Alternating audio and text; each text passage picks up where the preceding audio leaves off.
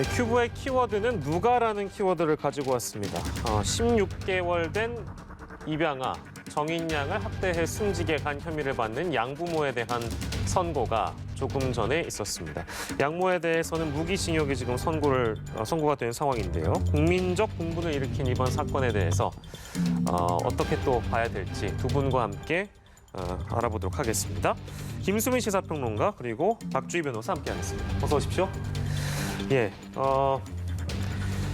1심 선고가 이제 조금 전에 내려졌는데요. 다시 한번 여러분들께 정리를 해드리면 정인이 양모에게는 무기징역이 선고가 된 상황입니다. 사망 당일에 이제 정인이의 복부를 발로 밟은 것으로 봐야 한다라는 재판부의 판단이 있었고요. 고의가 인정이 되고 살인죄는 유죄다.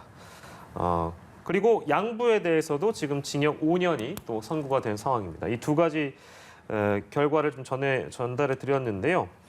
시간을 좀 돌려보겠습니다. 근데 고의성은 지금 인정이 됐습니다만 역시나 끝까지 고의성이 없었다고 주장을 해왔기 때문에 결국에 살인의 고의성을 어떻게 보느냐가 재판의 쟁점이라고 봐야 되겠죠, 변호사님? 네, 맞습니다. 처음에는 양모 장 씨는 살인죄가 아니라 아동학대 치사죄로 이제 기소가 되었다가 네. 부검이들과 이제 법의학자들이 정인이를 부검한 결과 이거는 도저히 폭행으로 인해서 발생한 상처가 아니다. 이거는 일부러 밟거나 일부러 상처를 그러니까 죽이려고 하지 않았으면 발생할 수 있는 상처가 아니다라고 해서 공소장 변경이 되었습니다. 네. 근데 이제 양모 장 씨는 본인이 이 정인이를 때린 적은 있지만 발로 밟은 적은 없었다 이렇게 계속 부인을 했는데요. 예. 그런데 법원도 그 부검의와 이 법의학자들의 판단과 역시 같았습니다. 이 단순히 아이를 떨어뜨린다는 것만으로는 아이의 췌장이라든지 장 감막이 파열될 수 없다. 이거는 일부러 발로 밟은 거로 봐야 된다. 예. 그리고 이렇게 어린 아이를 발로 밟았다라고 하는 거는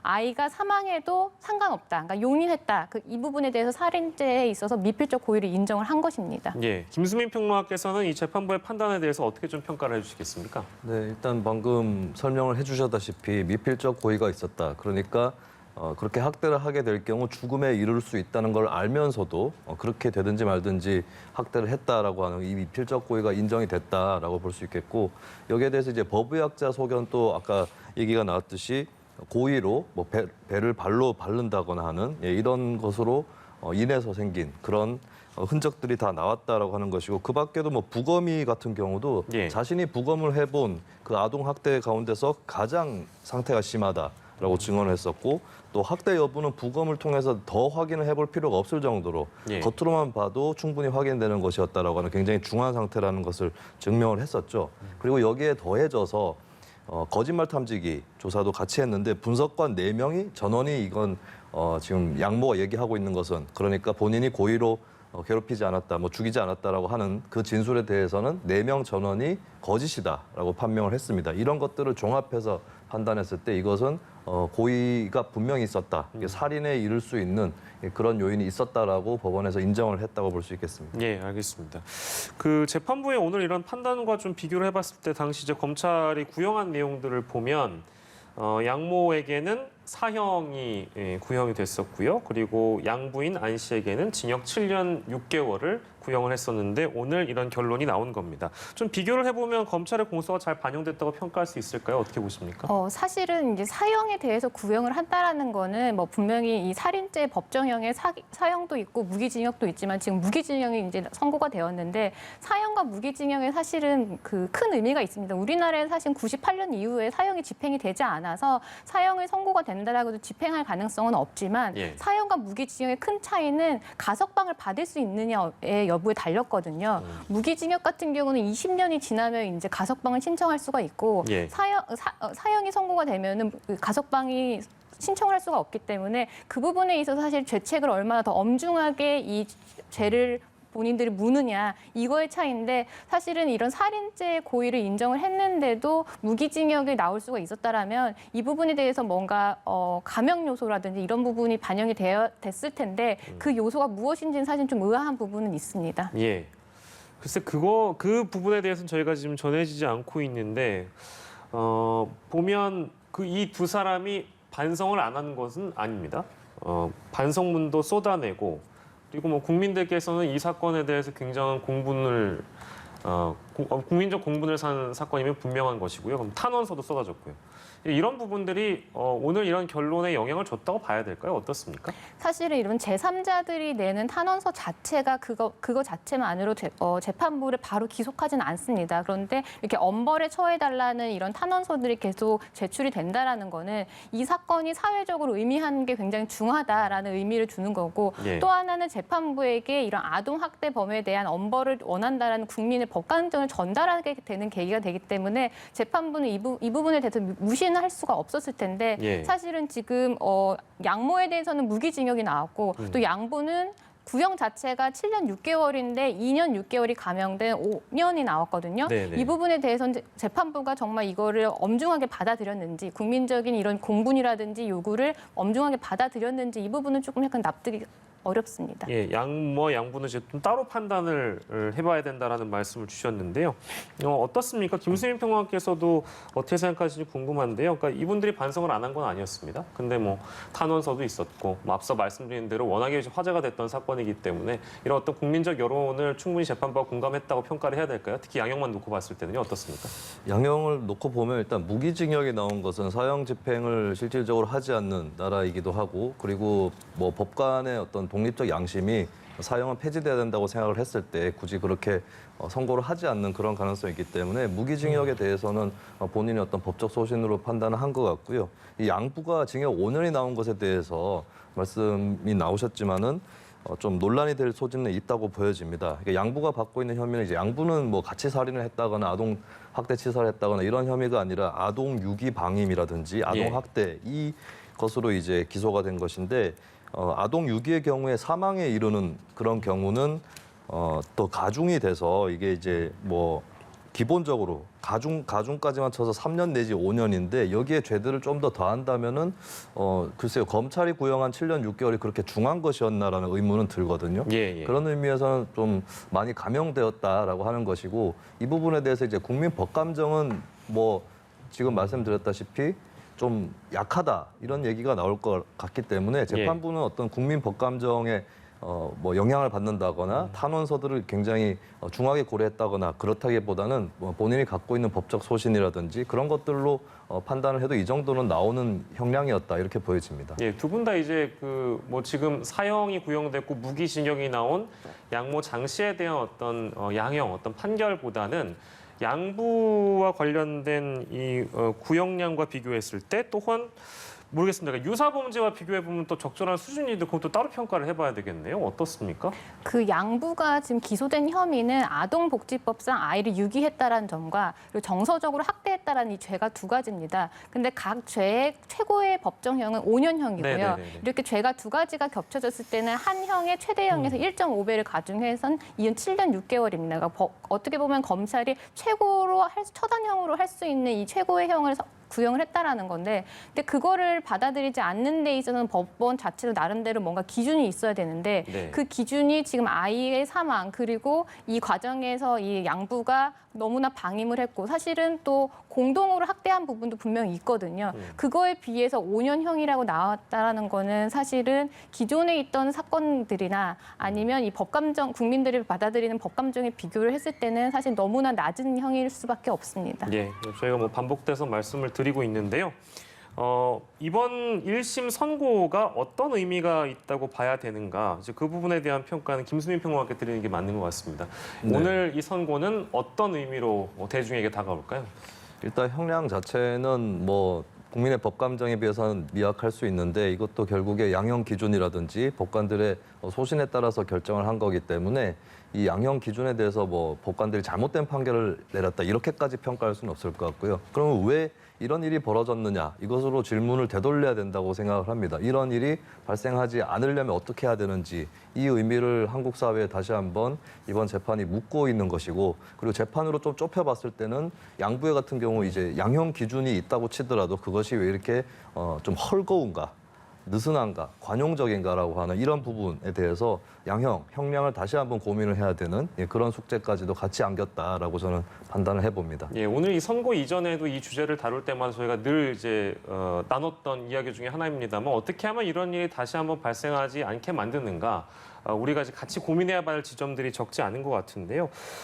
일단은 뭐 물론 이런 오늘 판결은 좀 판결 내용을 좀 차치하더라도 어떤 대책들과 대안들이 충분히 마련돼야 되는가 그 논의를 좀 먼저 해보도록 하겠습니다. 박주희 변호사께서 어떤 말씀을 좀 주시겠습니까? 사실 실효성 있는 대책을 좀 심도 있게 고민을 해야 될 것 같습니다. 사실 이 정인이 사건이 뉴스에 보도되고 나서 우후죽순 관련된 법안들이 막 발의가 됐습니다. 네네네. 그리고 이 사건을 봤을 때 경찰들한테 3번이나 신고를 했는데 미온적인 대처를 했다라고 해서 경찰들이 중징계를 받기도 했습니다. 예. 이 부분에서 사람들이 뭐 경찰이라든지 관계 기관들한테 좀 강력한 이런 뭐 수단을 주자, 강력한 권한을 주자 이런 얘기가 나와서 그 아동 학대 추정이 되는 경우에는 아동과 부모가 즉시 분리할 수 있는 제도를 만들자 이런 논의가 나와서 그 제도가 만들어지긴 했습니다. 그런데 굉장히 허술한 제도인 게 이 부분에 대해서 되게 심도 있게 고민을 하거나 실효성 있게 고민을 하지 않고 그때 이제 보여주식으로 만들었더라는 게 아이와 부모가 이렇게 즉시 분리 제도를 만들었으면 이 분리된 아이가 어디선가는 되게 안전하게 보호될 수 있는 시설이 만들어져야 되는데 예. 그 시설은 만들어지지 않은 상태에서 이 즉시 분리 제도만 도입을 한 거예요. 예. 그래서 뭐 예산도 만들어지지 않았고 관련 기관도 만들어지거나 관련 시설도 만들어지지 않은 상태에서 여론 때문에 밀려서 이런 제도가 만들어졌는데 이런 일이 발생하지 않으려면 그냥 그때그때마다 땜질하기식 법안을 만들거나 제도를 만드는 게 아니라 예산도 확충하고 관련된 인력들도 양성을 하고 이런 게 좀 총체적으로 좀 이루어져야 될 것 같습니다. 예, 종합적으로 진단을 해주셨는데 이런 사건이 발생하면 또 아동 학대다. 물론 이제 여러 가지 최근까지도 이 아동 학대와 관련된 내용들이 워낙에 많이 보도가 됐기 때문에 이 정인이 사건 이후에도 계속해서 벌어지고 있다는 얘기고 그때마다 저희는 같은 얘기를 반복하고 있습니다만 정작 나오는 대책들이나 이제 이런 걸 전반적으로 점검을 해보면 보여주기식 내지는 말뿐인 대책들로 일관해 왔던 그런 정황들이 많이 보입니다. 이제 그런 것들이 아쉽다라고 박주희 변호사께서 말씀 주셨는데요. 근데 조금 안타까운 것은 이런 사건들을 바라볼 때 입양과 학대에 대한 부분을 연결지어서 뭐 보도가 된다든지 그런 부분들을 연결지어서 평가하는 부분들이 있는 것 같아요. 하지만 그건 근절이 돼야 되는 부분이겠죠? 네, 근데 입양 같은 경우는 이번 사건을 통해서 특히 처음에 그랬었는데 입양 자체가 좀 문제가 있다. 제도를 크게 고쳐야 된다라고 했는데 사실 입양 제도를 고친다고 해서 꼭 해결되는 것은 아닙니다. 그렇게 입양을 하고 난 다음에 학대가 일어나는 것은 얼마든지 언제든지 개연성이 있는 그런 문제이기 때문에 물론 네. 입양 제도도 어느 정도 정비를 다시 해볼 필요는 있겠지만 결국에 학대 자체에 조금 더 초점을 맞추는 것이 옳다라고 우리가 좀 명확하게 이것을 초점을 잡고 가야 될 것 같고요. 그리고 이번에 어떤 법적 대안을 모색하는 과정에서 나타났던 또 다른 문제가 어떤 거냐면 이번에 새로 시행되기로 한 것이 학대가 실시됐을 때 이제 즉각적으로 분리를 하는 네. 한 번이라도 있으면 분리를 하는 그런 제도인데 사실 여기에 대해서 전문가분들도 상당히 우려를 하는 측면이 있습니다. 비록 학대가 이루어진 가정이지만 어떤 경우에는 그 가정이 더 안전할 수도 있는 그러니까 분리시켜서 다른 시설로 보내는 게 그 아동의 어떤 심리라든지 이런 것들에 더 악영향을 끼칠 수도 있다라고 하는 그런 부분이 있는 거거든요. 네. 그렇다면은 사실은 그 즉각 분리라는 것을 그러니까 한 번만에 분리한다 이런 제도를 시행하는 것보다는 그 상태를 판단해주는 면밀하게 모니터링하고 그것을 짚어내는 그 전문가의 양성 이런 것들이 훨씬 더 급하다고 볼 수 있습니다. 예. 이게 전문가들의 목소리가 또 온전하게 반영되지 않고 너무 급하게 국민 여론들을 의식해서 제도가 시행되는 이런 것들도 이번에 또 한편 드러난 거거든요. 그러니까 총체적으로 이 아동 보호, 아동 학대로부터의 보호에 대해서 대책이 아직까지 제대로 수립되어 있지 않다라고 하는 현실도 같이 드러났다고 볼 수 있습니다. 예. 이게 근데 재판은 1심 선고입니다. 이후에 또 다른 과정이나 절차들이 충분히 있을 것으로 우리가 전망할 수 있잖아요. 어떻게 좀 전망을 해볼 수 있을까요, 변호사님? 뭐 검찰에서도 당연히 이 본인들이 구형한 거에 비해서 선고형이 적었기 때문에 이 부분에 대해서도 검찰 자체에서도 항소를 할 것 같고요. 또 이 정인이 양부와 양모 측에서도 이 부분에 대해서 항소가 진행이 될 것 같아서 네. 사실은 이게 최종적으로 대법원까지 확정 판결을 받는 데까지는 다소 시간이 걸릴 것 같고 그 과정에서 또 이 양형에 대해서 좀 변동이 되거나 판결이 좀 변동되는 부분에 있어서 또 한 번 논란이 일어날 것 같습니다. 근데 이제 만약에 2심을 가게 된다고 하더라도 거기서 다툴 수 있는 쟁점이라는 것은 1심과 거의 동일하지 않겠습니까? 네, 근데 아무래도 1심에서도 지금 양모 측에서는 본인들은 계속 살인죄 고의가 없었다라고 주장을 하기 때문에 네. 항소심에서도 그 쟁점이 다시 떠오를 것 같습니다. 1심 네. 법원에서는 정황이라든지 아니면 정인이의 몸에 남아있는 상흔을 가지고 이거는 일부러 살인을 하려고 했던 거 아닌 이상은 남을 수가 없는 상처다 이렇게 주장을 했지만 양모 입장에서는 계속 그거에 대해서 부인을 했기 때문에 항소심에서도 그 부분이 또 하나 쟁점이 돼서 거기서 또 그 반박이 이루어질 것 같습니다. 네, 새로운 주장을 펼친다든지 예를 들면 뭐 새로운 증거가 나온다든지 뭐 그런 상황이 아니면 모르겠습니다만 똑같은 태도로 만약에 인정하지 않는다든지 고의성을 계속해서 부인하게 되면 지금 나온 예를 들면 양모의 경우는 모르겠으나 양부의 경우에는 이런 태도로 일관하게 되면 형이 더 가중될 수 있는 그런 요소도 있다고 봐야 되나요? 어떻습니까? 네, 맞습니다. 그리고 얼마 전에 이제 뉴스에서 보도가 되었듯이 양부와 양모가 서로 주고받은 이런 편지가 이제 보도가 되었는데요. 사실 그 편지를 어떻게 입수했는지는 이제 변론으로 하더라도 그 내용을 보면 사실은 이 양부와 양모가 과연 정말 반성을 하고 있는 건가 이런 인상을 주거든요. 근데 항소심 재판부도 이런 부분이 뭐 바로 증거로 제출되지 않는 이상은 이게 바로 기속되지는 않다 하더라도 지금까지 양모와 양부가 재판을 진행하면서 보였던 태도, 그리고 항소심에서 또 항소 이유를 제기하는 그 태도를 보면 그 부분이 반영이 돼서 말씀하신 것처럼 오히려 항소심에서 형이 또 올라갈 가능성도 있습니다. 예, 알겠습니다. 1심 선고입니다. 1심 선고에서 양모에게는 무기징역이 그리고 양부에게는 징역 5년이 선고가 됐다는 말씀 더불어 드리겠습니다.